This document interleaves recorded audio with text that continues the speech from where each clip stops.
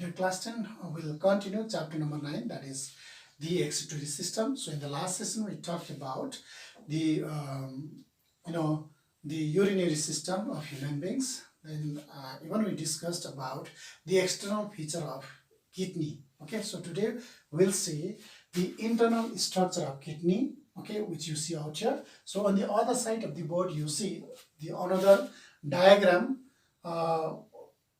of nephron. Nephron is the structural and functional unit of kidney, which is known by a number of names, as you see out here: uriniferous tubule, renal tubule, and kidney tubule. So you got to know nephron by all these names. Okay, so before we talk about it, okay, we first discuss about this longitudinal section of kidney, that means the internal structure of kidney. Okay, so this is the internal structure of kidney.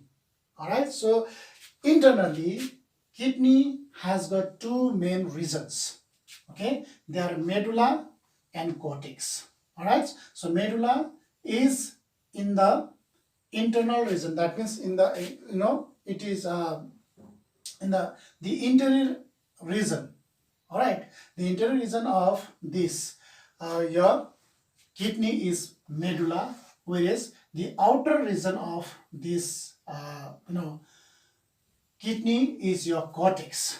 Okay, I mean inner region is your medulla and outer region is your cortex. All right, so your inner region called medulla, you see, being composed of several fine substances called pyramids. See, these are all pyramids. All right, and the apex of this pyramids, okay, the apex of pyramids called papilla, you see, being projected into the pelvis. This is the pelvis.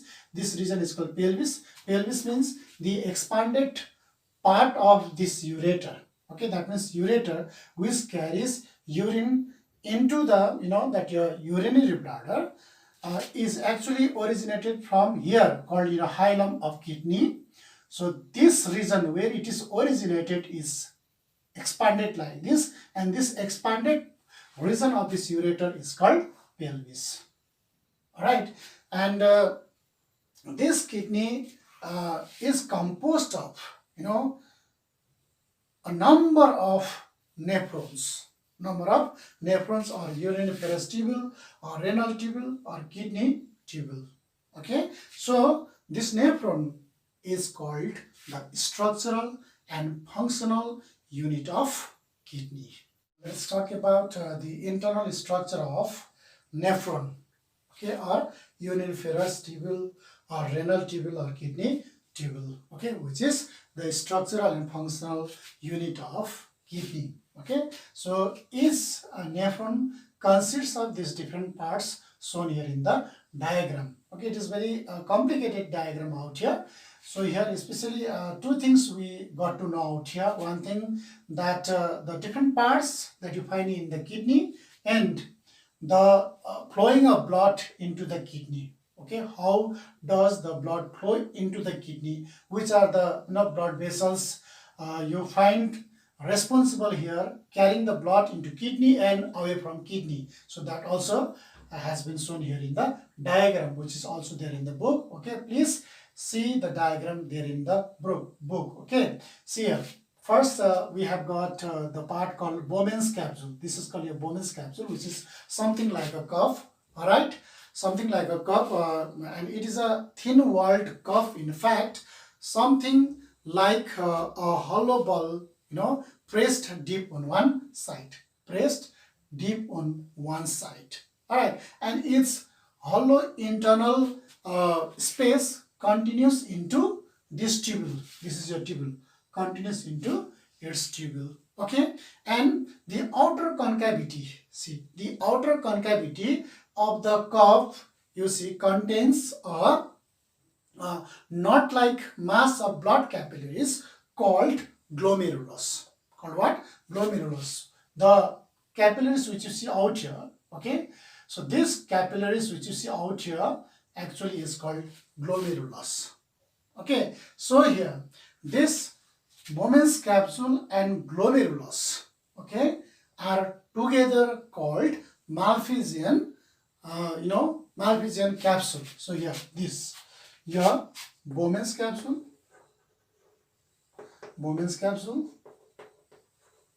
and your glomerulus are together called Malpighian capsule. Okay, Malpighian capsule, all or renal capsule. Okay, see this cup-shaped glomerular, what do you call it, your Bowman's capsule, and this capillaries which you see out here. All right, not like mass of capillaries which you see inside this, hollow space of these, together are called Malpighian capsule or renal capsule. Then the other one, this outer one, you see being continued into this what do you call it, tubule. Okay, T-U-B-U-L-E, tubule. So there are two tubules out here. That is, first one is your, as I have shown out here, first convoluted tubule, or it is also called proximal convoluted tubule.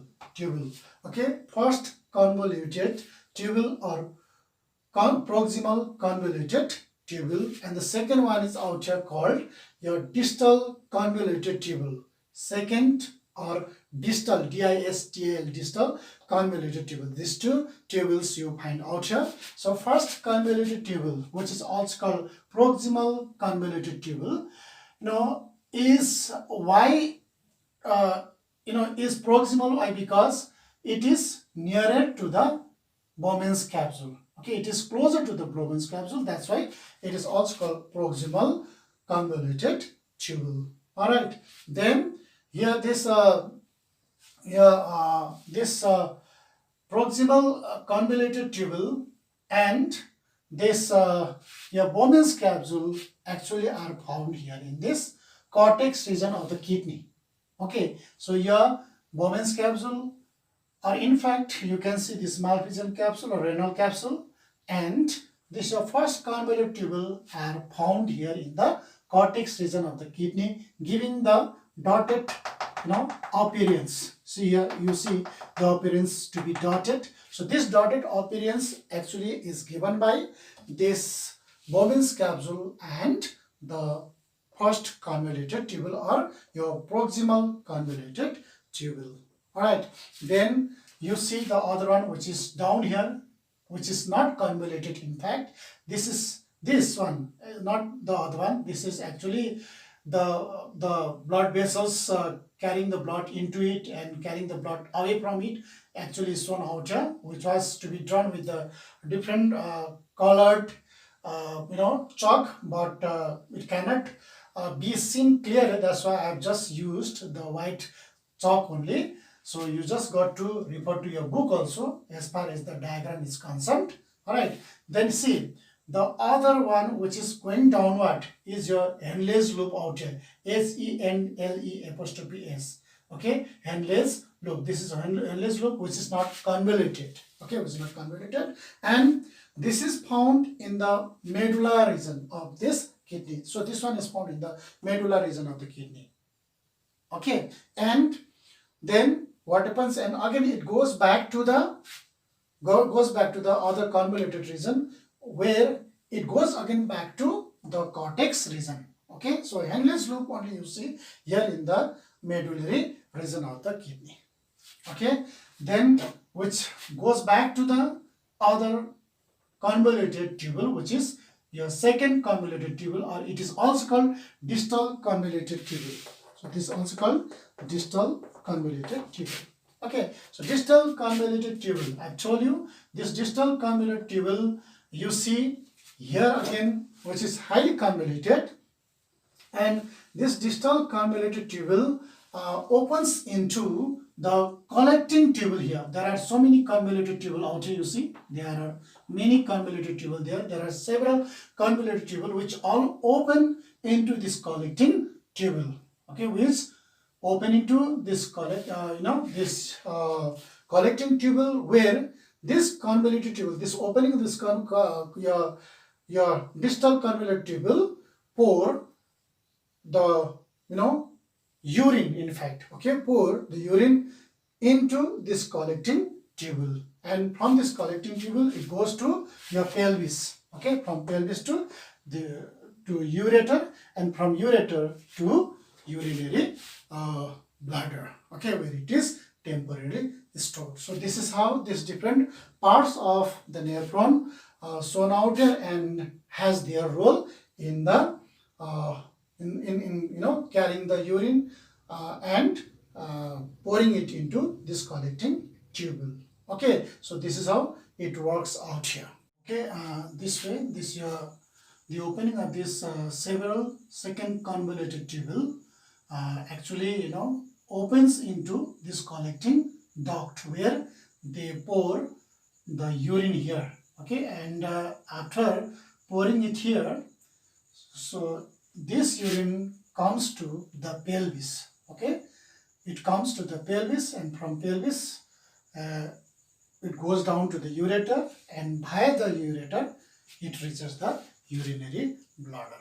Okay, then see the flowing of blood into the kidney. How does the blood flow into the kidney, and after coming into the kidney, how does the blood, impure blood from the kidney, go out, okay, go away from the kidney? So let us see here, and what are the blood vessels involved out here for carrying the blood into the kidney and carrying the blood away from the kidney. Okay, let us see now. See, renal artery. You see the renal artery, that is a pair of renal artery, you see, being originated from the dorsal aorta.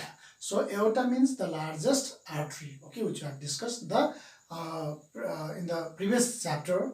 Okay, so a pair of renal artery, so each into the respective kidneys. We have got two kidneys, one renal artery into one kidney, the other renal artery into the another kidney. So that way, so renal artery being originated from, or being branched off from the dorsal aorta, enters into this efferent arterial now.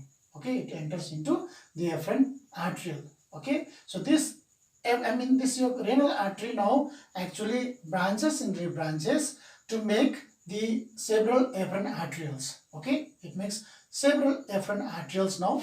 So this efferent arterioles now go into this Bowman's capsule. Okay, where they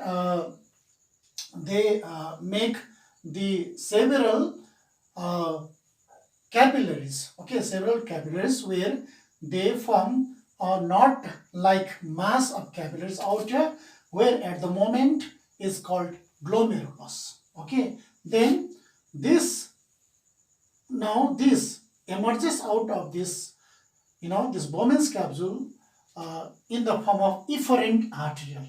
In the form of what? Efferent arteriole. So then this efferent arteriole, covering a short distance, now again breaks into the secondary fine capillary out here. Okay, secondary fine capillary out here, which now surrounds the renal tubule here, like this, which surrounds the renal tubule like this out here, as you see here in the diagram, and rejoins to make the renal vein. Okay, rejoins to make the renal vein. So that way the blood comes from the heart. Okay, heart to from heart the aorta brings the pure blood, and from aorta the renal artery, then in the form of efferent arteriole it enters out here, then efferent arteriole, then it comes down, and ultimately it rejoins to make the renal vein. And ultimately that means after the use of the blood here in the kidney, the impure blood will be collected by the renal vein. Okay, then renal vein will join the superior vena cava. Okay, superior vena cava. Superior vena cava means the large vein out here. Let me tell you what actually it is. Suppose this is the heart out here. Okay, roughly drawn heart out here. Okay, so this is right auricle, this is right ventricle. All right, see, and here the two large veins are here, which opens into the right auricle, which opens into the right auricle. So this one is called superior vena cava. Okay, and this is called your inferior vena cava. Inferior vena cava. So this impure blood from the kidney is collected by the renal vein and opens into the superior vena cava, and at the end the superior vena cava will collect that impure blood from the kidney into this right auricle, and from right auricle it goes down to the right ventricle, and from right ventricle it goes to the lungs for purification. So this is how the blood flows into the kidney, and blood goes away from the kidney. Okay, so this is how the blood flows here in the kidney. Okay, so these are the different parts of the internal parts of kidney, and the internal structure of the unit of the kidney, that is in the nephron, and even the way how the blood flows, that all we have discussed. So I hope you have understood. Please to understand it better, please refer to the diagram given there in the book. Okay, so today we'll do only this much, and we'll continue in the next session. Thank you very much.